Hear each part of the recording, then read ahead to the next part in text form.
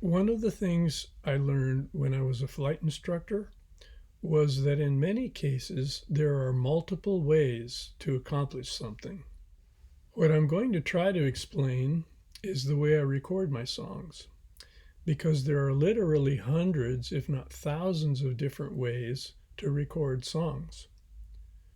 Several hundred years ago, music was recorded by writing symbols on a piece of paper.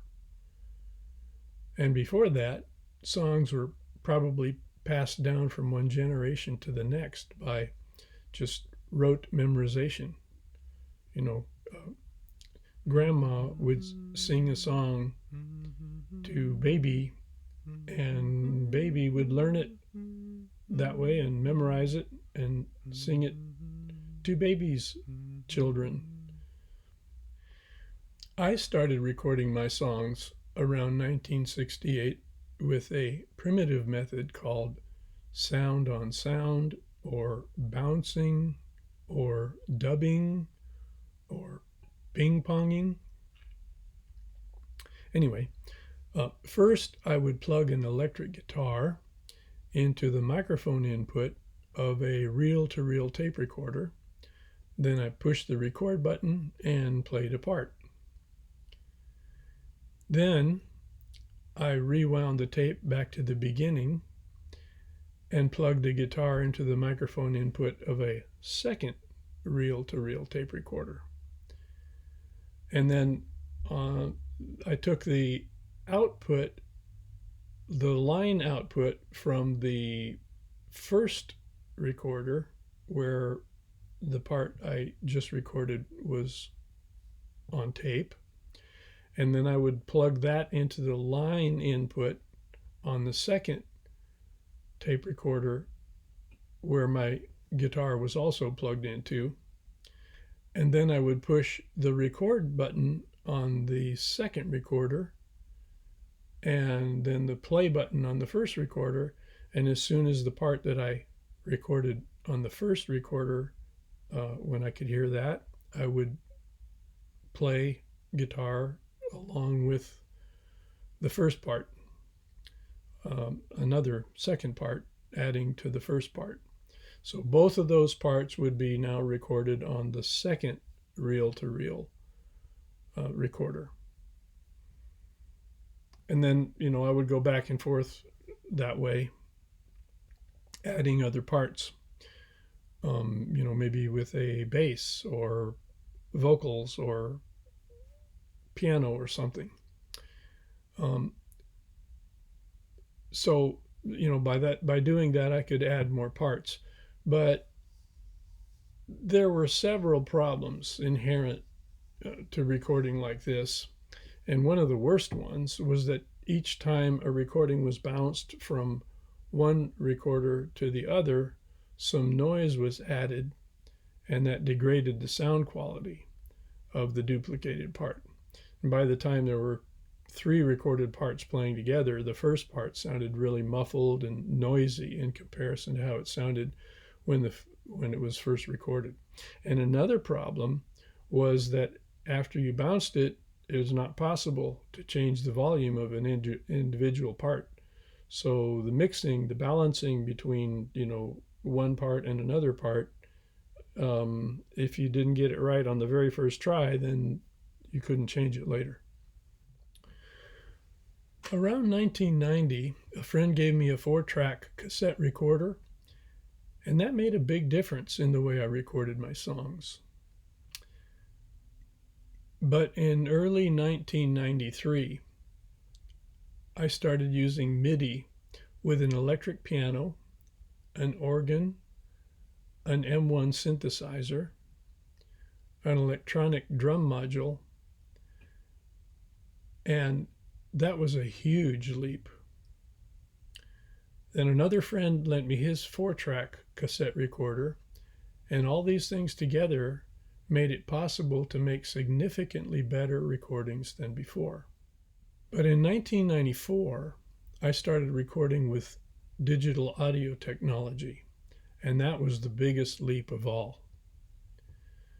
I bought a Quadra 840 AV computer, and a software program called DEC that could record 8 tracks of digital audio and sync with another program called Metro, which could record 16 tracks of MIDI. So altogether now I had the 8 audio tracks and the 16 MIDI tracks. They gave me 24 tracks to work with, and that was amazing. By this time, CDs had largely replaced vinyl records, but consumer technology to create CDs was not yet available. So all of the music I recorded with this technology was mixed down to 2-track stereo and then recorded in stereo on a cassette. By the late 90s, consumer CD burners became more affordable, and I started making CDs instead of recording songs on cassette.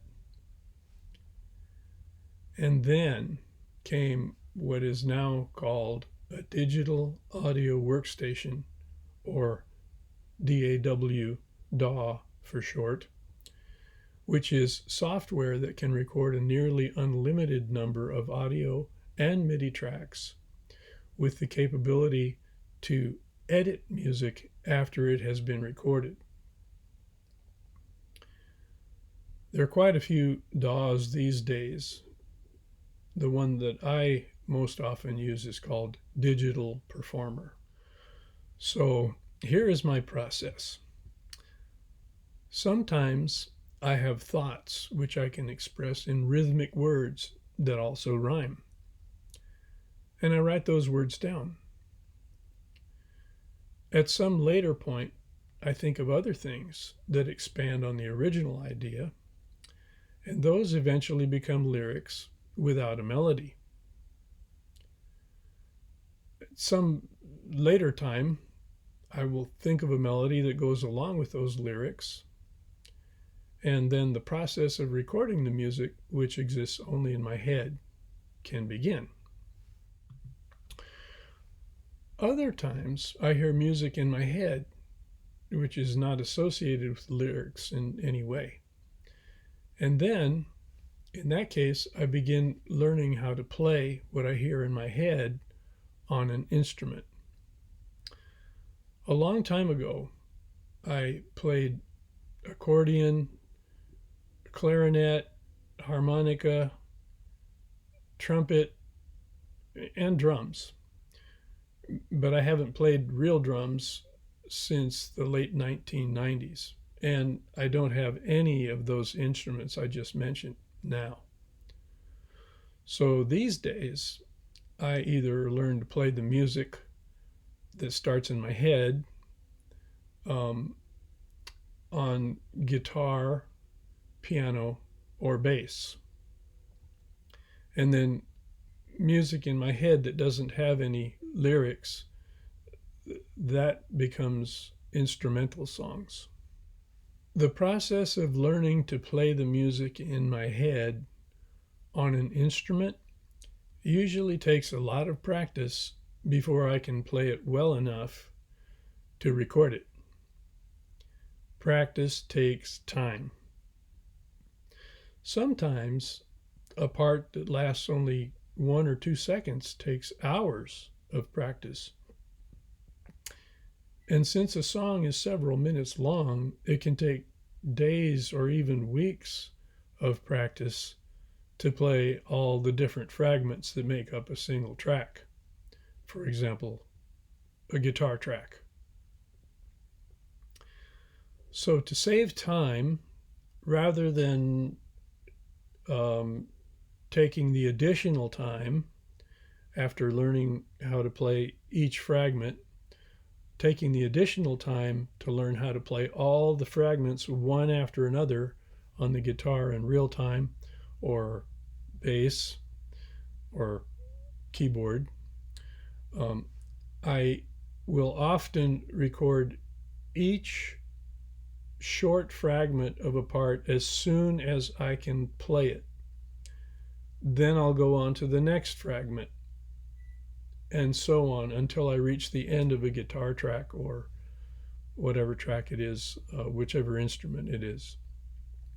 Then I repeat this process to record other guitar, keyboard, or bass tracks. And so by doing it little piece by piece by piece, that's why I call it my Frankenstein approach to recording a song. My vocal range and ability to play instruments are both quite limited. So I often have to change the key of the music after I record the instrumental parts in order to be able to sing the songs which have lyrics. Now, I know that this is a backwards way to do it, but it is what it is, and I can only do what I can do. So if a key change is required, I have to go through the whole painstaking process of learning to play all the fragments of each part before recording them one by one, all over again. For guitar and bass, this is quite laborious because I don't use audio pitch change technology to transpose to a different key.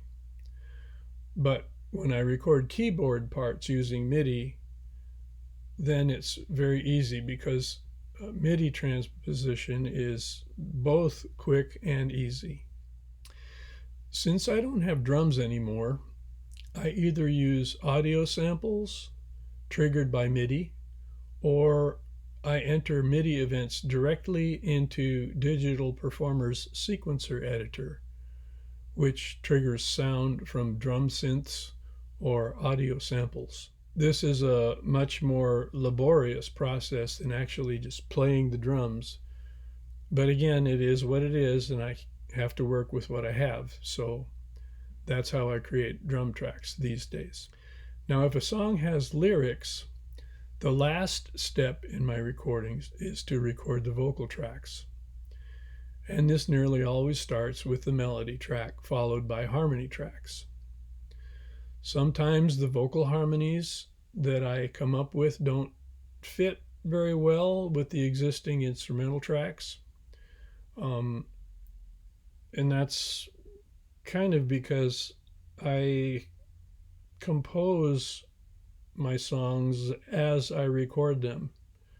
They start in my head, and then they kind of start going into a recording, and then I hear the recording, and then that gives me different ideas, and so it's a back and forth between my head and what I hear that I did. And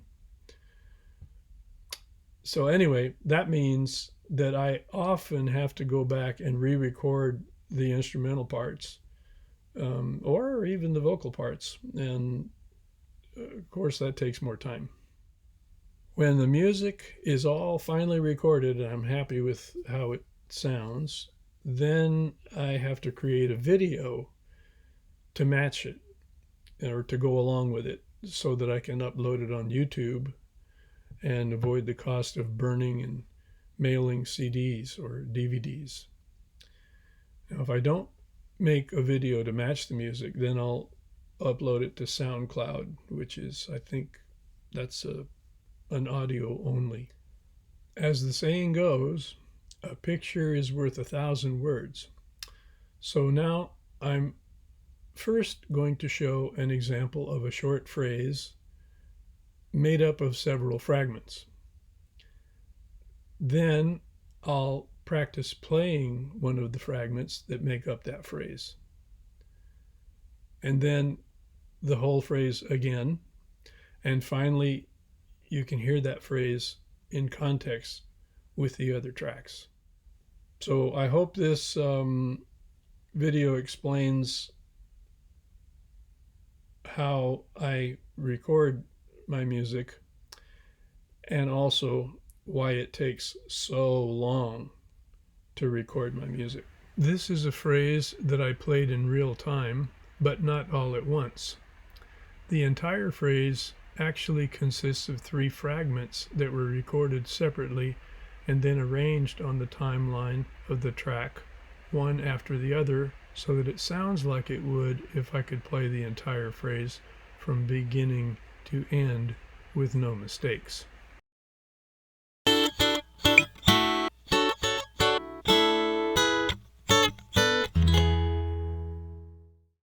Next is how I practice playing one of the fragments with a metronome so that I can learn to play it in real time.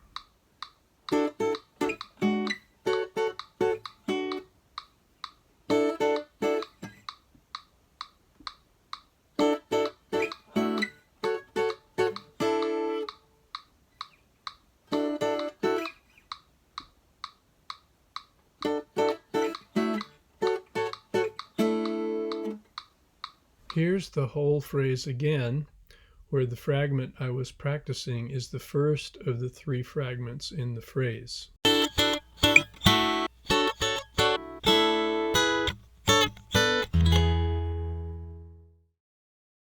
And now, here's the whole phrase in context with the rest of the tracks I recorded for this part of the song.